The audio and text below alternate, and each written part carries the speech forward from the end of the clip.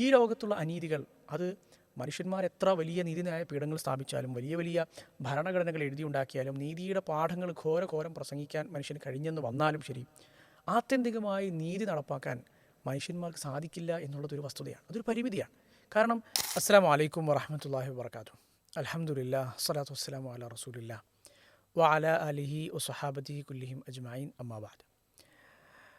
ഏറെ പ്രിയം നിറഞ്ഞ പീസ് റേഡിയോയുടെ ശ്രോതാക്കളെ, പ്രിയം നിറഞ്ഞ സുഹൃത്തുക്കളെ, ഇസ്ലാമിക ചരിത്രത്തിൽ സ്വഹാബിമാരുടെ കാലത്ത് അഥവാ താബിഈങ്ങളിൽ അറിയപ്പെട്ട വലിയൊരു പണ്ഡിതനും ന്യായാധിപനുമായിരുന്നു ഷുറൈഹുൽ ഖാദി അഥവാ അൽ ഖാദി, ന്യായാധിപൻ എന്ന പേരിലാണ് അദ്ദേഹം ചരിത്രത്തിൽ അറിയപ്പെടുന്നത്.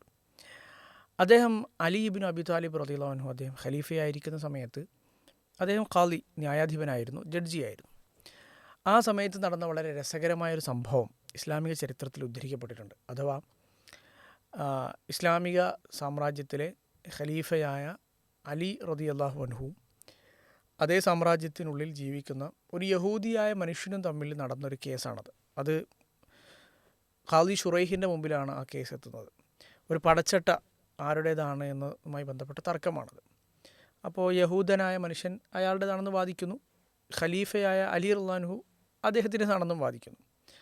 അവസാനം കോടതി മുറിയിൽ അല്ലെങ്കിൽ ന്യായാധിപൻ്റെ മുമ്പിൽ ചർച്ചകൾ, വാദപ്രതിവാദങ്ങൾ നടന്ന് അവസാനം ന്യായാധിപന് ബോധ്യപ്പെട്ടത് ഈ യഹൂദൻ്റേതാണ് ഈ പടച്ചട്ട എന്നാണ്. അങ്ങനെ അയാൾക്ക് അനുകൂലമായി അദ്ദേഹം വിധി പറയുകയുണ്ടായി. ഈ വിധി കേട്ടപ്പോൾ ആ യഹൂദനായ മനുഷ്യൻ പ്രതികരിച്ചത് ചരിത്രത്തിൽ കാണാം. അഷ്ഹദു അന്ന ഹാദാ അഹ്കാമുൽ അംബിയ. ഇതൊരിക്കലും ഇങ്ങനെ ഒരു മുസ്ലിങ്ങളുടെ ന്യായാധിപൻ അവരുടെ തന്നെ സ്വന്തം ഖലീഫയ്ക്കെതിരെ, ഈ ഖലീഫയാണല്ലോ ഈ ന്യായാധിപനെ തന്നെ നിയമിച്ചത്, ആ ന്യായാധിപൻ ആ ഖലീഫയ്ക്കെതിരെ പ്രതികൂലമായി എനിക്ക് അനുകൂലമായി വിധി പറയണമെങ്കിൽ ഇത് പൂർവ്വകാല പ്രവാചകന്മാരുടെ അഥവാ യഥാർത്ഥ മതം പിന്തുടരുന്ന, യഥാർത്ഥ ദൈവത്തെ മനസ്സിലാക്കുന്ന, ആ ദൈവിക നിയമങ്ങൾ അനുസരിക്കുന്ന, ആ ഹുക്കുമുകൾ നടപ്പാക്കുന്ന അതേപോലുള്ളൊരു വിധിയാണിത് എന്ന് അദ്ദേഹം പറഞ്ഞു. അദ്ദേഹം ആ സമയത്ത് മുസ്ലിം ആവുകയും ചെയ്തു എന്നും ചരിത്രത്തിൽ നമുക്ക് കാണാം. അഥവാ അദ്ദേഹം പിന്നീട് അത് പറഞ്ഞു, എനിക്ക് ഈ പടച്ചട്ട ഇന്നൊരു യുദ്ധത്തിന് അലി റളിയല്ലാഹു അൻഹു അദ്ദേഹത്തിന് പോകുമ്പോൾ ഒട്ടകത്തിൽ നിന്ന് താഴെ വീണ് അങ്ങനെയാണ് എനിക്കിത് കിട്ടുന്നത് എന്നൊക്കെ ചരിത്രത്തിൽ പിന്നീട് വിശദീകരിക്കുന്നുണ്ട്. ഇസ്ലാമിക ചരിത്രത്തിൽ കാണുന്ന ഈ ഒരു സംഭവം നമ്മളെ ബോധ്യപ്പെടുത്തുന്നത് ഇസ്ലാമിക സമൂഹം വെച്ചു പുലർത്തിയിരുന്ന കണിശമായ നീതിബോധത്തെയാണ്. എവിടെയായിരുന്നാലും ഏത് സന്ദർഭത്തിലായിരുന്നാലും നീതി എന്നുള്ളത് ഇസ്ലാമിൻ്റെ അടിസ്ഥാന പാഠമാണ്. ഇന്നല്ലാഹ യഅ്മുറു ബിൽ അദ്ൽ, വിശുദ്ധ ഖുർആൻ്റെ പ്രഖ്യാപനമാണ്. തീർച്ചയായും അള്ളാഹു നിങ്ങളോട് അതിൽ നീതി കാണിക്കണമെന്ന് അള്ളാഹു നിങ്ങളോട് കൽപ്പിക്കുന്നു. അതുപോലെ അല്ലയോ സത്യവിശ്വാസികളെ എന്ന് അഭിസംബോധന ചെയ്തുകൊണ്ട് വിശുദ്ധ ഖുർആനിൽ അള്ളാഹു പ്രയോഗിച്ചിട്ടുണ്ട്. യാ അയ്യുഹല്ലദീന ആമനു കൂനു ഖവ്വാമീന ബിൽ ഖിസ്ത്, നിങ്ങൾ നീതിക്ക് വേണ്ടി നിലകൊള്ളുന്നവരാകെ മാറണം. ഖിസ്ത് എന്ന വാക്കിൻ്റെ അർത്ഥം അതിൽ എന്ന വാക്കിൻ്റെ ഒരു പര്യായം എന്നോണം നമുക്ക് മനസ്സിലാക്കാൻ കഴിയുന്ന ഒന്നാണ്. നീതി, എവിടെയാണോ നീതിയുള്ളത് അവിടെ ഇസ്ലാം നിലകൊള്ളണം എന്ന് പഠിപ്പിക്കുന്നു എന്നുള്ളത് വിശുദ്ധ ഖുർആൻ പലയിടങ്ങളിലായി പല ആവർത്തിച്ച് നമ്മളെ പഠിപ്പിക്കുന്നതായി കാണാം. ഇസ്ലാമിൻ്റെ ഒരു അടിസ്ഥാന പാഠമായി തന്നെ നമുക്കത് മനസ്സിലാക്കാൻ കഴിയും.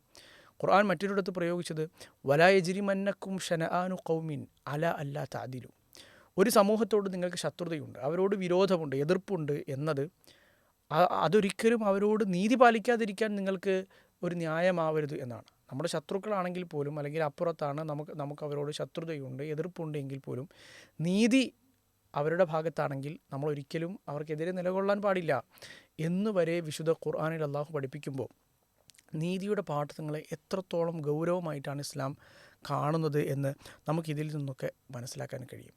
റസൂലുള്ളാഹി സ്വല്ലല്ലാഹു അലൈഹി വസല്ലമയുടെ കാലത്തുണ്ടായ ഒരു സംഭവം കൂടി സൂചിപ്പിക്കാം. സാധാരണഗതിയിൽ ഈ നീതി, ന്യായം എന്നിങ്ങനെയുള്ള വാക്കുകളൊക്കെ പറയുമ്പോൾ നമുക്ക് ഓർമ്മ വരുന്നത് ഭരണസിരാ കേന്ദ്രങ്ങളിലും വലിയ നീതിന്യായ പീഠങ്ങളിലുമൊക്കെ നടക്കുന്ന കേസുകൾ, വലിയ കക്ഷി തർക്കങ്ങൾ, ഇതൊക്കെയാണ് നമ്മുടെ മനസ്സിലേക്ക് ഓർമ്മ വരുന്നത്. വലിയ വലിയ അന്യായങ്ങളൊക്കെയാണ്. പക്ഷേ അങ്ങനെ മാത്രമല്ല, ഒരു ഭരണസിരാ കേന്ദ്രങ്ങളിലോ ഒരു രാഷ്ട്രീയ വലിയ കാര്യങ്ങളിലോ അല്ലെങ്കിൽ വലിയ കേസുകൾ, നീതിന്യായ പീഠങ്ങളിൽ വന്നു പോകുന്ന കേസുകളിലോ ഹർജികളിലോ അത്തരം സന്ദർഭങ്ങളിൽ മാത്രം ചർച്ച ചെയ്യപ്പെടേണ്ട ഒന്നല്ല നീതി എന്ന് പറയുന്നത്. നീതി എല്ലായിടത്തും നീതി ഇസ്ലാം പഠിപ്പിക്കുന്ന ഒന്നാണ്. റസൂലുള്ളാഹി സ്വല്ലല്ലാഹു അലൈഹി വസല്ലമയുടെ കാലത്തുണ്ടായ സംഭവം, ബഷീർ എന്ന് പറയുന്ന പ്രവാചകൻ്റെ സ്വഹാബി വര്യൻ, അദ്ദേഹം റസൂലുള്ളാഹി സ്വല്ലല്ലാഹു അലൈഹി വസല്ലമയുടെ അടുത്തേക്ക് വന്ന് ഒരു കാര്യത്തിന് പ്രവാചകരെ അങ്ങ് സാക്ഷിയാകണമെന്ന് പറയുകയാണ്. അത് എന്ത് കാര്യമാണ്? അദ്ദേഹത്തിൻ്റെ മകൻ നുഅ്മാൻ ബഷീർ അള്ളാഹുവിൻ്റെ മകൻ നുഅ്മാനു മാത്രം അദ്ദേഹം ഒരു സമ്മാനം കൊടുത്തു. അപ്പോൾ അത് കണ്ടപ്പോൾ അദ്ദേഹത്തിൻ്റെ ഭാര്യ പറഞ്ഞു, അല്ല, ഇതിന് നിങ്ങൾ പ്രവാചകന് സാക്ഷിയാക്കണം, കാരണം ഈ മകന് മാത്രമാണ് നിങ്ങൾ സമ്മാനം കൊടുക്കുന്നത്. അപ്പോൾ റസൂലുള്ളാഹി സ്വല്ലല്ലാഹു അലൈഹി വസല്ലമയുടെ അടുത്തേക്ക് വന്നപ്പോൾ റസൂലുള്ളാഹി സ്വല്ലല്ലാഹു അദ്ദേഹത്തോട് തിരിച്ചു ചോദിച്ചത്, ബാക്കിയുള്ള എല്ലാ മക്കൾക്കും നീ ഇത് കൊടുത്തോ, അല്ലെങ്കിൽ നിനക്കിത് കൊടുക്കാൻ കഴിയുമോ എന്നാണ്. ഇല്ല, എനിക്കത് കൊടുക്കാൻ കഴിയില്ല, അല്ലെങ്കിൽ എനിക്കതിന് ഉദ്ദേശവുമില്ല, ഞാൻ ഈ നുഅ്മാന് മാത്രമാണ് ഈ സമ്മാനം കൊടുക്കാൻ ഉദ്ദേശിക്കുന്നത്. അപ്പോൾ വ്യത്യസ്തങ്ങളായ ഒരു റിപ്പോർട്ടിൽ കാണാം റസൂലുള്ളാഹി സ്വല്ലല്ലാഹു അലൈഹി വസല്ലം പറയുന്നത്, അഷ്ഹിദ് അലാ ഹാദാ ഗൈരി, ഈ പണിക്ക് എന്നെ കിട്ടൂല, അല്ലെങ്കിൽ ഇതിന് സാക്ഷി നിൽക്കാൻ എന്നെ കിട്ടില്ല, വേറെ ആരെങ്കിലും ഇതിന് സാക്ഷിയാക്കിയാൽ മതി എന്ന് റസൂലുള്ളാഹി സ്വല്ലല്ലാഹു അലൈഹി വസല്ലം പറഞ്ഞത് കാണാം. എന്നിട്ടാണ് പ്രവാചകൻ സ്വല്ലല്ലാഹു അലൈഹി വസല്ലം പറയുന്നത്, ഇത്തഖുല്ലാഹ്, നിങ്ങൾ അള്ളാഹുവിനെ സൂക്ഷിക്കണം, വഅദിലു ബൈന ഔലാദിക്കും, അല്ലെങ്കിൽ വഅദിലു ഫി ഔലാദിക്കും, നിങ്ങളുടെ മക്കളുടെ വിഷയത്തിൽ അല്ലെങ്കിൽ മക്കൾക്കിടയിൽ നിങ്ങൾ നീതി കാണിക്കണം, അതിൽ കാണിക്കണം എന്ന് റസൂലുള്ളാഹി സ്വല്ലല്ലാഹു അലൈഹി വസല്ലമ ബഷീർ എന്ന് പറയുന്ന തൻ്റെ സ്വഹാബി വര്യന് പഠിപ്പിച്ചു കൊടുക്കുകയാണ്. ഇത് പഠിപ്പിക്കുന്നത് നാം നേരത്തെ സൂചിപ്പിച്ചതുപോലെ വീടകങ്ങളിലും, വലിയ ഭരണസിരാ കേന്ദ്രങ്ങളിലും നീതിന്യായപീഠങ്ങളിലും മാത്രമല്ല, നമ്മുടെ വീടകങ്ങളിൽ പോലും നീതിയുടെ പാഠങ്ങൾ ഉണ്ടാകണം എന്ന് അള്ളാഹു സുബ്ഹാനഹു വ തആല മനുഷ്യരോട് കൽപ്പിക്കുന്നു എന്നുള്ളതാണ്. അതുകൊണ്ടാണ് ഈ ലോകത്ത് നടക്കുന്ന ഒരുപാട് അനീതികൾ, ഒരുപാട് അക്രമങ്ങൾ ഈ ലോകത്ത് നടക്കാറുണ്ട്. പിന്നെ മനുഷ്യന്മാർ പല നിലക്കും, നിരപരാധികളായ മനുഷ്യന്മാർ പിന്നെ ചവിട്ടി അരയ്ക്കപ്പെടാറുണ്ട്, അവർക്ക് നീതി നിഷേധിക്കപ്പെടാറുണ്ട്, പല രൂപത്തിൽ പിന്നെ ഒരുപാട് അനീതികൾക്ക് ലോകത്തിലുള്ള ആളുകൾ ഇരയാകാറുണ്ട്, മുസ്ലിങ്ങൾ ഇരയാകാറുണ്ട്. ഇവിടെയൊക്കെ ഈ ലോകത്തുള്ള അനീതികൾ, അത് മനുഷ്യന്മാർ എത്ര വലിയ നീതിന്യായ പീഠങ്ങൾ സ്ഥാപിച്ചാലും, വലിയ വലിയ ഭരണഘടനകൾ എഴുതിയുണ്ടാക്കിയാലും, നീതിയുടെ പാഠങ്ങൾ ഘോരം പ്രസംഗിക്കാൻ മനുഷ്യന് കഴിഞ്ഞെന്ന് വന്നാലും ശരി, ആത്യന്തികമായി നീതി നടപ്പാക്കാൻ മനുഷ്യന്മാർക്ക് സാധിക്കില്ല എന്നുള്ളതൊരു വസ്തുതയാണ്, അതൊരു പരിമിതിയാണ്. കാരണം നമുക്ക് ഒരുപാട് ഉദാഹരണങ്ങൾ കാണാമല്ലോ. ഒരു മനുഷ്യൻ ഈ ലോകത്ത് ചെയ്യുന്ന അക്രമങ്ങൾക്ക് അതേപടി അയാൾക്കൊരു തത്തുല്യമായ ശിക്ഷ കൊടുക്കുക എന്ന് പറയുന്നത് എല്ലാ രംഗത്തും നമുക്ക് കഴിയില്ല. ആയിരക്കണക്കിന് മനുഷ്യന്മാരെ കൊന്നൊടുക്കി, അല്ലെങ്കിൽ ഇന്നും ലക്ഷക്കണക്കിന് കോടിക്കണക്കിന് മനുഷ്യന്മാർക്ക് ഉപദ്രവങ്ങൾ ചെയ്യുന്ന വളരെ വലിയ പാതകങ്ങൾ, അതിന് കാരണക്കാരായ മനുഷ്യന്മാരുണ്ട്. അങ്ങനെ ചെയ്യുന്ന ആളുകൾ ലോകത്ത് ഇന്നും ജീവിച്ചിരിക്കുന്നുണ്ട്. സമ്പത്തിൻ്റെയോ അധികാരത്തിൻ്റെയോ പിന്നെ തങ്ങളുടെ പല സ്വാധീനങ്ങളുടെയോ ഫലത്താൽ വളരെ ഈ ലോകത്തെ നിയമ കുരുക്കുകളിൽ നിന്നൊക്കെ വളരെ എളുപ്പത്തിൽ രക്ഷപ്പെട്ടു പോകുന്ന ആളുകളുണ്ട്. ഇവിടെയൊക്കെ എങ്ങനെയാണ് നീതി നടപ്പാവുക? അവിടെയാണ് ഇസ്ലാം പറയുന്ന യഥാർത്ഥ നീതി നടപ്പാവുന്ന ലോകം എന്ന ഒരു കാര്യം കൂടി വളരെ പ്രസക്തമായി തീരുന്നത്. ഇസ്ലാം പഠിപ്പിക്കുന്ന നീതിയുടെ ഏറ്റവും പൂർണ്ണമായ, അല്ലെങ്കിൽ ഏറ്റവും അങ്ങേയറ്റത്തെ ഒരു ലോകം എന്ന് പറയുന്നത് പരലോകമാണ്. പരലോകത്തെ നീതിയുടെ ലോകം എന്ന് നമുക്ക് വളരെ കൃത്യമായി തന്നെ വിശേഷിപ്പിക്കാൻ കഴിയും. വിശുദ്ധ ഖുർആനിൽ പലയിടങ്ങളിലും വമാ റബ്ബുക ബിദ്ദല്ലാമിൽ ലിൽ അബീദ്, നിന്റെ രക്ഷിതാവ് തൻ്റെ അടിമകളോടൊരിക്കലും അക്രമം കാണിക്കുന്നവനല്ല. ഇന്നല്ലാഹ ലാ യദ്ലിമു മിസ്ഖാല ദർറ, ഒരു അണുമണി തൂക്കം പോലും തീർച്ചയായും അള്ളാഹു അക്രമം കാണിക്കുകയില്ല, അനീതി കാണിക്കുകയില്ല എന്ന് ഖുർആനിൽ പലയിടങ്ങളിലായി അള്ളാഹു സൂചിപ്പിക്കുന്നത് കാണാം. പ്രത്യേകിച്ച് പരലോകത്തിൻ്റെ വിഷയത്തിൽ ഒരു കൊമ്പുള്ള ആട് കൊമ്പില്ലാത്ത ആടിനെ ആക്രമിക്കുകയാണെങ്കിൽ ആ പ്രശ്നം വരെ പരിഹരിക്കുന്ന ഒരു ലോകമാണ് പരലോകം എന്ന് ഇസ്ലാമിക പ്രമാണങ്ങളിൽ വളരെ വ്യക്തമായി പ്രതിപാദിക്കപ്പെട്ടിട്ടുണ്ടല്ലോ. അപ്പോൾ അത്തരം വളരെ ചെറിയ കാര്യങ്ങൾ പോലും നാളെ അതിനുള്ള പരിഹാരം പോലും ഉണ്ടാകുമെങ്കിൽ, ആ ഒരു അക്രമം അല്ലെങ്കിൽ അനീതിക്ക് പോലും നീതി നടപ്പാക്കപ്പെടുമെങ്കിൽ, ഏറ്റവും ആത്യന്തികമായി മനുഷ്യന്മാർക്ക് നീതി പ്രതീക്ഷിക്കാൻ കഴിയുന്ന ഒരു ലോകം പരലോകമാണ്. ഇവിടെ നമുക്ക് ബോധ്യപ്പെടുന്നത് ലോകത്ത് മനുഷ്യനിർമ്മിതമായ മറ്റ് ആശയങ്ങൾക്കെല്ലാം അപ്പുറത്ത് വളരെ ബേസിക്കായ മനുഷ്യൻ്റെ ശുദ്ധപ്രകൃതിയും മനുഷ്യൻ്റെ മനസ്സും തേടുന്ന നീതി എന്നത് ഇത്ര കൃത്യമായും ഇത്ര കണിശമായും പഠിപ്പിച്ച മറ്റൊരു മതവും ലോകത്തില്ല എന്നുള്ളത് കൂടിയാണ്. യഥാർത്ഥ ദൈവിക മതമായ ഇസ്ലാം മാത്രമാണ് നീതിക്ക് ഇത്രയേറെ പ്രാധാന്യം കൊടുക്കുന്നത്. ജീവിതത്തിൽ ഏത് പരിഗണനകൾ വെച്ച് നോക്കിക്കഴിഞ്ഞാലും നീതി എവിടെയാണോ അവിടെ നിൽക്കണം, അനീതി എവിടെയുണ്ടോ അവിടെ നിൽക്കാൻ പാടില്ല എന്ന് ഇസ്ലാം വളരെ കൃത്യമായി പഠിപ്പിച്ചതും. റസൂലുള്ളാഹി സ്വല്ലല്ലാഹു അലൈഹി വസല്ലമയുടെ മുമ്പിലേക്ക് വളരെ ഉന്നത കുലജാതയായ, അഥവാ ഖുറൈശികളിലെ മഖ്സൂം ഗോത്രക്കാരിയായ ഒരു സ്ത്രീ, അവർ മോഷ്ടിക്കുകയും അവരുടെ മോഷണത്തിന് ഇത്ര ഒരു മൂല്യമുള്ള വസ്തുവിൽ കൂടുതൽ മോഷണം നടത്തി കഴിഞ്ഞാൽ കൈ മുറിക്കുക എന്നുള്ളതാണല്ലോ ഇസ്ലാമിൻ്റെ നിയമം, ഹദ് എന്ന് പറയുന്നത്. അത് നടപ്പാക്കുന്നതിൽ നിന്ന് എന്തെങ്കിലും തരത്തിലുള്ള ഇളവ് കിട്ടുമോ എന്ന് അന്വേഷിച്ച് സ്വഹാബിമാർ കൂടിയിരുന്ന് ആലോചിച്ച സംഭവം ഹദീസുകളിൽ കാണാം.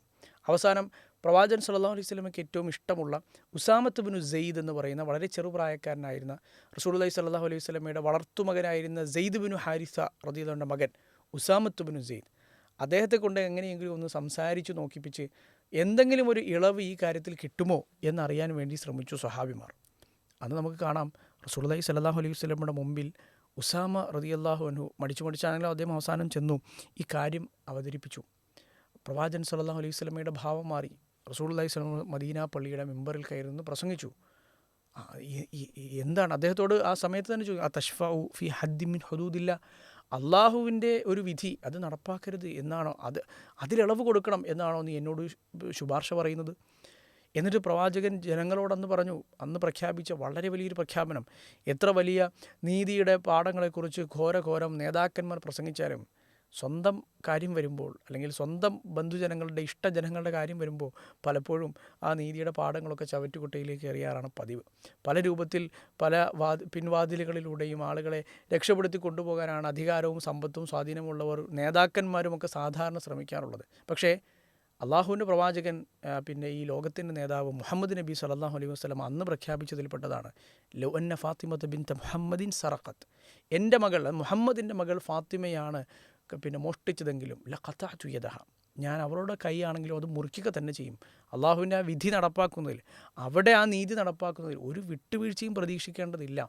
അത് ആരുടെ മകളാണെങ്കിലും ശരി എന്ന് അസന്നിഗ്ധമായി റസൂലുള്ളാഹി സ്വല്ലല്ലാഹു അലൈഹി വസല്ലമ പ്രഖ്യാപിക്കുകയും ചെയ്ത ഒരു സന്ദർഭമായിരുന്നു അത്. അപ്പോൾ ഇതിൽ നിന്നൊക്കെ നമുക്ക് മനസ്സിലാകുന്നത്, ആധുനിക ലോകത്ത് നടക്കുന്ന പ്രശ്നങ്ങളിൽ പല ആളുകളും വിഷമങ്ങൾ പങ്കുവെക്കാറുണ്ട്. അനീതികളുടെ വാർത്തകൾ കേൾക്കുമ്പോൾ നമ്മുടെ മനസ്സും നോവാറുണ്ട്. നമ്മൾ ഇതിനൊരു പരിഹാരം എന്താണ്, എവിടെ നിന്നാണ് ഇവിടെ മനുഷ്യന്മാർക്ക് നീതി കിട്ടുന്നത് എന്നതിനെക്കുറിച്ച് ആശങ്കപ്പെടാറുണ്ട്. അപ്പോൾ അതിനുള്ള പരിഹാരവും, പരലോകം എന്ന ഏറ്റവും വലിയ പരിഹാരം, നീതിയുടെ ലോകം എന്ന ഈ ലോകം അനീതികൾ കൊണ്ട് നിറഞ്ഞതാണെങ്കിൽ, അല്ലെങ്കിൽ അക്രമങ്ങൾ കൊണ്ട് നിറഞ്ഞതാണെങ്കിൽ, അല്ലെങ്കിൽ ഈ ലോകത്തിലെ ഓരോ കാര്യങ്ങളെയും തിന്മകളെയും ഒക്കെ അതിനൊരു പരിഹാരം എന്ന് പറയുന്നത് പരലോകം ഉണ്ടായേ തീരൂ എന്നുള്ളതാണ്. മനുഷ്യനിർമ്മിതമായ മറ്റാശയങ്ങളൊക്കെയും ഈ ലോകത്തെ പല അനീതികളെയും അക്രമങ്ങളെയും ഈ ലോകത്ത് തന്നെയുള്ള ഭരണഘടനകളുമായും അല്ലെങ്കിൽ നീതിന്യായ പീഠങ്ങളുമായും കൂട്ടിക്കെട്ടി അവിടെ നിന്ന് നീതി ലഭിക്കുമെന്ന് പ്രതീക്ഷിച്ച്, ഇനി അവിടെ നിന്ന് കിട്ടിയില്ലെങ്കിൽ ഒറ്റൊരു ജീവിതമല്ലേ ഉള്ളൂ, ഈ ലോകത്ത് എല്ലാവരും മണ്ണടിയുന്നു, ലോകം നശിക്കുന്നു എന്ന് മാത്രം കരുതി വിട്ടുപോകുമ്പോൾ അങ്ങനെയല്ല. ഓരോ ചെറിയ പ്രവർത്തനങ്ങൾക്കും കണക്ക് പറഞ്ഞ് അതിനെക്കൊണ്ട്, അത് അക്രമം അനീതി പ്രവർത്തിച്ചവർക്ക് അതിനെക്കൊണ്ട് ഓരോരുത്തരുടെയും അവരുടെ ഓരോ അക്രമങ്ങൾക്കും കണക്ക് പറയിപ്പിക്കുന്ന, അതിൻ്റെ ഉത്തരവാദിത്വം ഏറ്റെടുക്കേണ്ടി വരുന്ന, അക്രമത്തിനിരയായ ആളുകൾക്ക് യഥാർത്ഥ നീതി ലഭിക്കുന്ന, അവരോട് ചെയ്യപ്പെട്ട അനീതികൾക്ക് അവർക്ക് പരിഹാരം ലഭിക്കുന്ന ഒരു ലോകം വരാനുണ്ട് എന്നുകൂടി ഇസ്ലാം പഠിപ്പിക്കുമ്പോഴാണ് ഇസ്ലാം ശരിക്ക് ദൈവിക മതമായി മാറുന്നത്. മനുഷ്യനിർമ്മിതമായ ആശയങ്ങളിൽ നിന്ന് തീർത്തും ഇസ്ലാം വ്യത്യസ്തമായി തീരുന്നത്. അതുകൊണ്ട് തന്നെ ഇസ്ലാമിൻ്റെ ഈ സൗന്ദര്യം മനസ്സിലാക്കാനും നീതിയുടെ പാഠങ്ങൾ പഠിപ്പിച്ച ഇസ്ലാമിനെ അതിൻ്റെ ശരിയായ പിന്നെ വശം ഉൾക്കൊണ്ടുകൊണ്ട് മനസ്സിലാക്കാനും നമ്മൾ പരിശ്രമിക്കുക. അള്ളാഹു അതിനുള്ള തൗഫീഖ് നമുക്കെല്ലാം നൽകി അനുഗ്രഹിക്കുമാറാകട്ടെ. അസ്സലാമു അലൈക്കും വറഹ്മത്തുള്ളാഹി വബറകാതുഹു.